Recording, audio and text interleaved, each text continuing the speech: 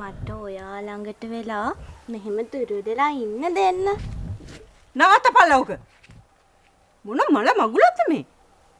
මේක මගුල් මඩුවක් නෙමෙයිනේ. මේ ගෙදර අම්මා කෙනෙකුත් ඉන්නවා. අනේ අම්මේ මන් දන්නේ අම්මේ මේකේ තමයි මේ ඇඟට නදන්නේ. අනේ මේ මට බොරු කියන්න හදන්න එපා. උඹ එක සැරේකුත් බොරුයි කියලා හංගන්න හැදුවට මං ඇස් දෙකටම දැක්කා. මේ කෙල්ලේ උඹටත් මූවම කසාද බඳින්න ඕන නම් උඹත් පොඩ්ඩක් ඉවසගෙන හිටහන්.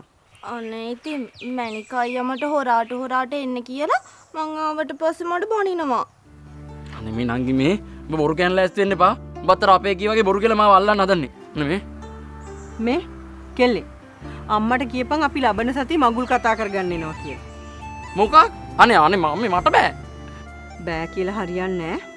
උඹ මේ ගේ අසට මේ කෙල්ලව අරගෙන ඇවිල්ලා රටේ මිනිස්සු මොනවනෝ කියයිද? මොන හරි ප්‍රශ්නයක් වුණොත් අම්මේ මේ එහෙම ප්‍රශ්නයක් වුණොත් නේ අම්මේ දැන් එහෙම කිසි ප්‍රශ්නයක් වෙලා නෑනේ.